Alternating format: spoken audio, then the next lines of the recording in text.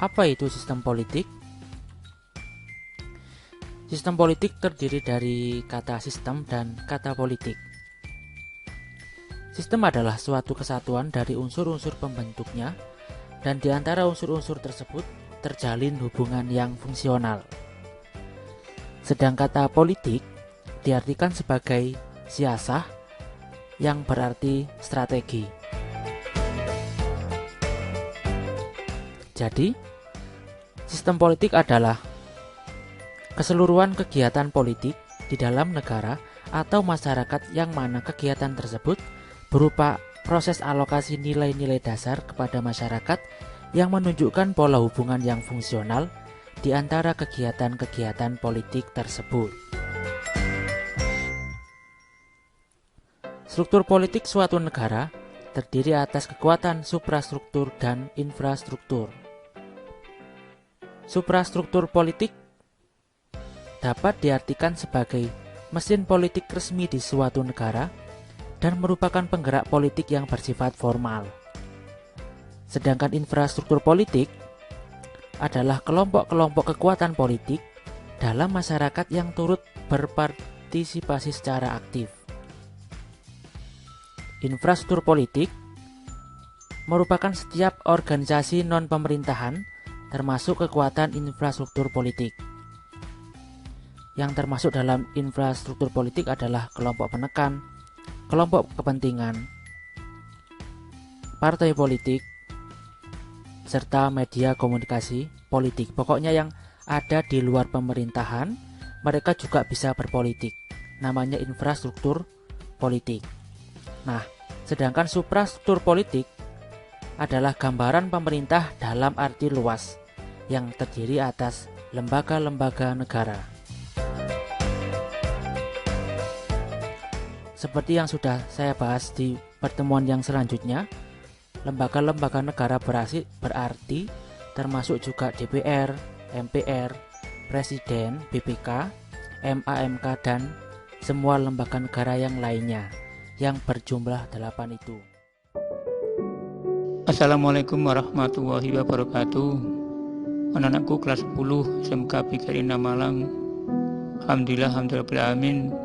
Kita bertemu lagi dalam belajar online. Sekarang kita masuki materi baru, masuki pertemuan pertama, materi pertama bab 5. Kita akan membicarakan tentang sistem politik di Indonesia.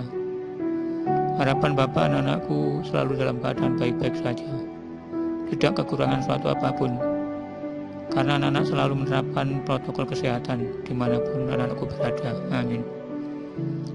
Anak-anakku, seperti biasa sebelum belajar dimulai, marilah kita bersama-sama wajib berdoa sesuai dengan agama dan keyakinan kita masing-masing, agar ilmu yang kita pelajari bermanfaat dan berguna bagi masa depan anak-anak. Yang beragama Islam ikuti Bapak. Doa mulai. A'udzubillahi minasyaitonirrajim. Bismillahirrahmanirrahim. Alhamdulillahirabbil alamin, arrahmanirrahim, maliki yaumiddin. Iyyaka na'budu wa iyyaka nasta'in.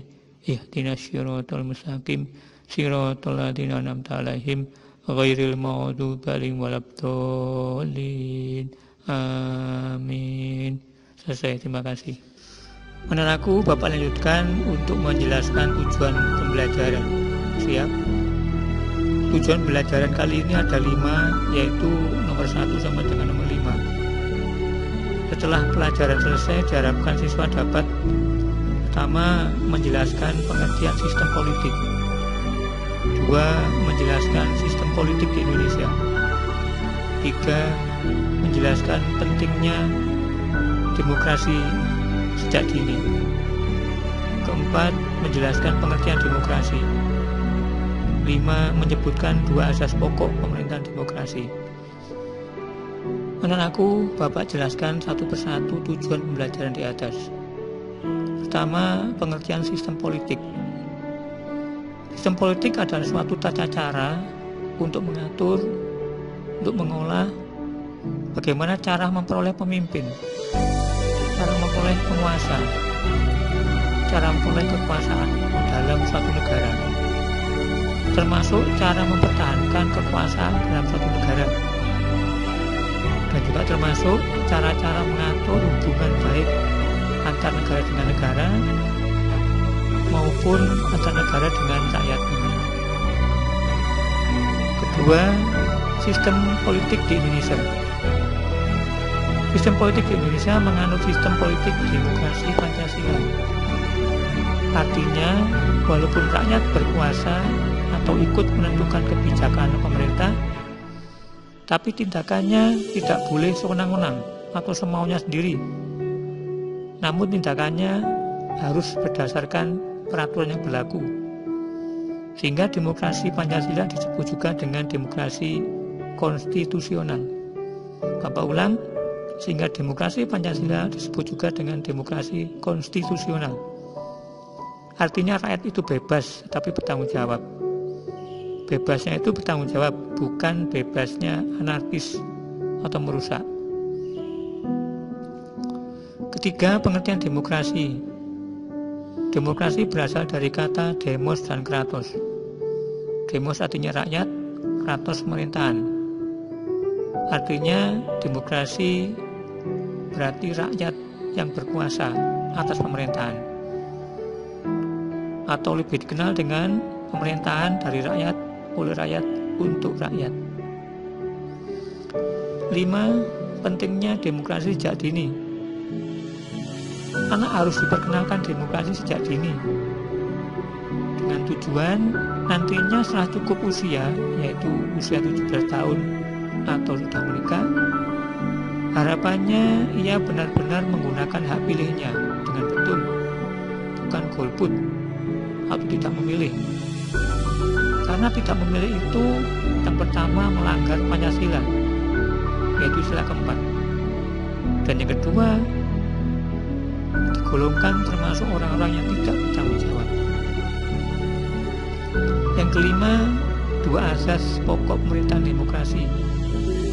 1. Adanya pengakuan hak-hak asasi manusia sebagai penghargaan terhadap martabat manusia. 2. Pengakuan adanya partisipasi dan dukungan rakyat kepada pemerintah. Demikian anak-anakku penjelasan materi pertama bab 5. Selanjutnya kita ingat lagi 1. Rangkum penjelasan tadi, catat ibu catatan BKN, karena kerapian, catatan, tugas dan perilaku juga Bapak nilai. Yang kedua, jangan lupa karena masih banyak yang lupa ini. Ditulis identitas lengkap di setiap lembar jawaban.